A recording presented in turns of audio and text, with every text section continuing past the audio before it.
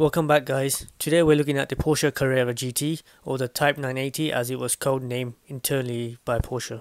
The Carrera GT is regarded as one of the all-time greats and is increasingly becoming desirable.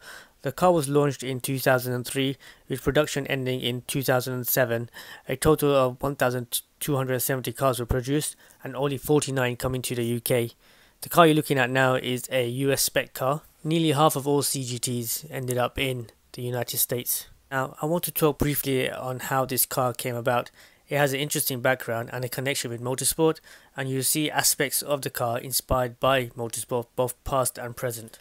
One of the design features inspired by motorsport is the exhaust layout. It's actually integrated within the bumper, allowing the diffuser to be completely clear of the system, and this allows extra downforce and reduced drag. The Carrera GT has a V10 engine which was designed to be used at Le Mans in the early 2000s, but this was cancelled due to rule changes and the cost of adapting to those new rules. Porsche decided to cancel the entire project. Now, Porsche still had a highly developed V10 engine, and because they couldn't show off their technology in motorsport, they decided to build a road-going car, and that's how the Carrera GT came about. Now, if you look at the external design of this car, it still looks pretty contemporary even though it was designed back in 2003. Just look at the door mirror here, it's almost like a sculpture. And on the engine cover you got a feature that used to appear on older cars like the F40 and the Countach, which is the NACA air duct. And that was actually designed originally for aeronautical use by the Americans. One motorsport inspired feature on this car is the single wheel nut. Now, what's interesting is that one side of the car has blue nuts and the other side of the car has red nuts. This is to prevent any mix-up happening when you're threading the nuts back onto the car after changing wheels, as the threads on one side of the car are the opposite on the other side of the car. As I said, this is an American spec car, and you can see that with the orange light on the front bumper there.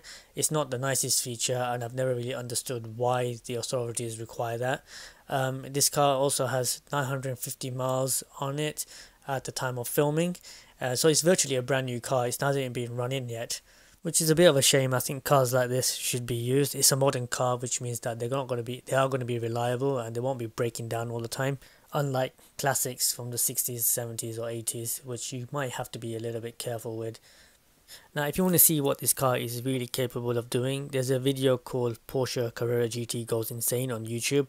I recommend watching it. It's only about 3 minutes long, and it's a yellow Carrera GT on a gumball event. And one of the motorsport features on this car are these two rollover hoops behind the driver and passenger.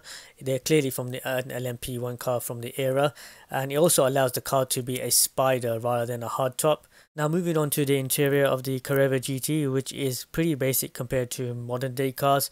There's not a real computer screen to look at, and if you look at the central console, there's not a lot of buttons either. What's interesting about the interior of this car is where the gear stick is. It's racing inspired again, and you tend to find this kind of positioning with racing cars that have sequential gearboxes. It allows you to change gears quickly, and the throw is quite small. And the Carrera GT also has a wooden gear nut, which is based on the great Porsche 917 race car. They did offer a carbon option later on.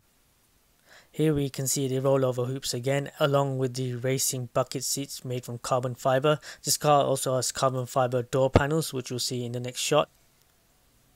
Now, whilst I was preparing this video, I was lucky enough to film a CGT on the road. It's a European spec car, so it's not this car.